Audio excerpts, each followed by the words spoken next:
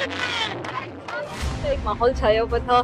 मनीष सिसोदिया जी दिल्ली के वो कर्मठ नेता हैं जिन्होंने दिल्ली में शिक्षा का पूरा एक सूरत हाल बदल डाली है। एक ही संकल्प लेके जुड़ेंगे, एक ही संकल्प लेके जनता के बीच में जाएंगे, अपनी योजनाओं की बात करेंगे और भाजपाई जो आज ये कह रहे हैं मनीष सिसोदिया के लिए सिर्फ जमानत ही तो हुई है, सिर्फ जमानत ही तो हुई है। हमारे कार्यकर्ता और दिल्ली के लोग भाजपा की विधानसभा चुनाव में जमानत जब्त करा के उनसे कहेंगे सिर्फ जमानत ही तो जब्त हुई है, सिर्फ जमानत ही तो जब्त हुई है।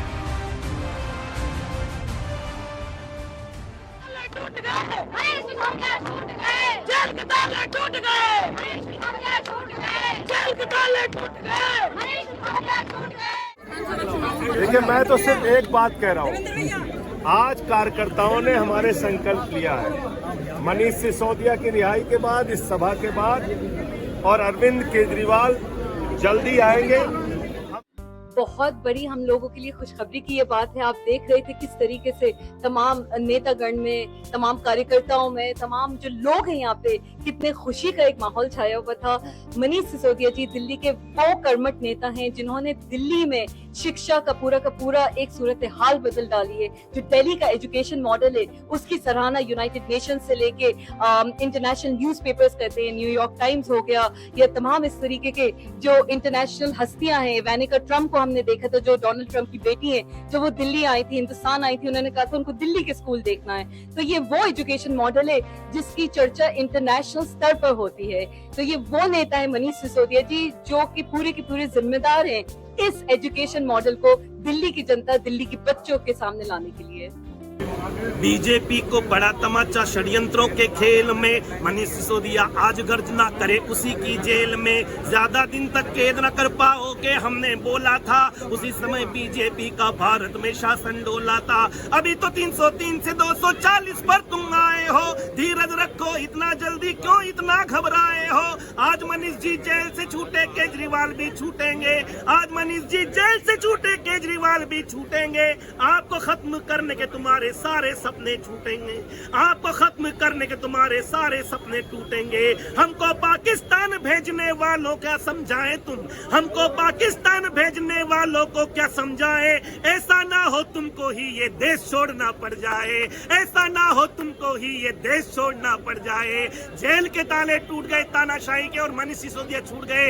अब तानाशाही देश छोड़ेगी और जेल के ताले टूटेंगे और केजरीवाल भी छूटेंगे। इनकलाब जिंदाबाद, अरविंद केजरीवाल जिंदाबाद, आम आदमी पार्टी जिंदाबाद, मनीष सिसोदिया जिंदाबाद। आप में ये एक बहुत बड़ी बात है कि ये जो बेल मिली है, पहली बात वो रेगुलर बेल है, इंटरिम बेल नहीं है, और इस तरह की कंडीशनल बेल नहीं है कि आप पार्टी ऑफिस नहीं जा सकते, आप पार्टी के काम नहीं कर सकते, आप पार्टी की चर्चा नहीं कर सकते, आप किसी भी आगे कैंपेन का हिस्सा नहीं बन सकते। तो अपने आप में ये एक बहुत बड़ी बात है। सुप्रीम कोर्ट ने इस चीज का संज्ञान लिया कि 17 महीने आपने दिल्ली के डिप्टी चीफ मिनिस्टर को बिठा के उन पे कोई ट्रायल नहीं किया, वो केस ही नहीं चलने दिया। आपने कभी ईडीआई पकड़ती थी, छोड़ती थी तो सीबीआई पकड़ लेती थी, कहीं सीबीआई से कुछ नहीं प्रूव हो जाता था तो ईडी कहीं अपने अड़चने डाल देती थी। तो ये साफ जाहिर है कि आप एक सिटिंग डिप्टी चीफ मिनिस्टर को परेशान करने की प्रतिक्रिया कर रहे थे। हमने दिल्ली की जनता का काम तक नहीं रुकने दिया। उनके जितने पोर्टफोलियोज है, अरविंद केजरीवाल जी जो पोर्टफोलियोज देख रहे थे, वो मिनिस्टर्स चाहे आतिशी जी हो, सौरभ भारद्वाज जी हो, आगे आके उन्होंने इन तमाम पोर्टफोलियोज का भी टेक केयर किया, दिल्ली की जनता का कहीं पे भी काम नहीं रुकने दिया। और आगे जो आने वाले दिल्ली के विधानसभा चुनाव है, हमें पूरा यकीन है कि जिस तरीके से पिछले 3 बार से दिल्ली की जनता इतनी भारी बहुमत में आम आदमी पार्टी को चुनती आई है, आगे भी वो आम आदमी पार्टी को इसी तरीके से अपना आशीर्वाद, अपनी दुआएं देगी और भारी बहुमत में पूरी की पूरी 70 विधानसभाएं आम आदमी पार्टी जीतने वाली है। जो राव इंस्टीट्यूट है, वहाँ पे जो घटनाएं घटी, जिसको आम जनता है वो बोले कि आम आदमी पार्टी चलती रही, जबकि देखा जाए तो सफाई सही से नहीं हो पाई। बिल्कुल कहना है जो भी पार्टी के लोग हैं उनका भी कहना है कि फंड नहीं मिल पा रहा है तो सफाई कर पाए, इसलिए आप कह रहे हैं। जी बिल्कुल, ये बिल्कुल सही बात है। और एमसीडी की जहाँ तक सवाल है, 15 साल से भारतीय जनता पार्टी के पास थी, क्या किया बीजेपी वालों ने? जो ये कोचिंग इंस्टीट्यूट है वो आज के तो बने हैं नहीं, 20-25 साल पुराने कोचिंग इंस्टीट्यूट भी आपको वहाँ पे मिल जाएंगे। बेसमेंट में परमिशन दी जाती है स्टोरेज के लिए या पार्किंग के लिए। आप बेसमेंट में जाके लाइब्रेरीज बनाओगे, बायोमेट्रिक सिस्टम वहाँ पे करोगे, बच्चे इस तरह की कोई आपत्ति आ गई कहाँ से भाग पाएंगे? इसी चक्कर में बेचारे 3 छात्रों को वहाँ पे अपनी जान गंवाना पड़ी। मैं खुद एक यूपीएससी एस्पिरेंट रह चुकी हूँ। उन लाइब्रेरियों में बेसमेंट में घंटों घंटों बैठ के मैंने भी अपनी मेंस की तैयारी करी है। मैं जानती हूँ कि कितना वहाँ पे बुरी सूरत हाल है, किस तरीके से वहाँ पे रेंट पे कोई ध्यान नहीं दिया जाता, किस तरीके से इंफ्रास्ट्रक्चर पे ध्यान नहीं जाता, खाने पीने की जो क्लेanलीनेस है उस पर ध्यान नहीं दिया जाता, जो वहाँ की कोचिंग इंस्टीट्यूट की फीस है उसका कहीं भी संज्ञान नहीं लिया जाता। तो ये तमाम चीजें अभी की नहीं है। भारतीय जनता पार्टी ने जब एमसीडी में 15 साल राज किया, कोई भी काम नहीं किया। ये तमाम जो नाले भरे हुए हैं ये अभी के नहीं, ये समस्याएं बहुत पहले की हैं। वहीं दूसरी ओर भारतीय जनता पार्टी उस चीज के लिए कहीं ना आगे आई ना उनके लोग आगे आए। सौरभ भारद्वाज जी ने जब मीटिंग करी थी बकायदे से, अभी नहीं फरवरी में उन्होंने करी थी, उसका फॉलोअप लेते लेते मार्च आ गया था।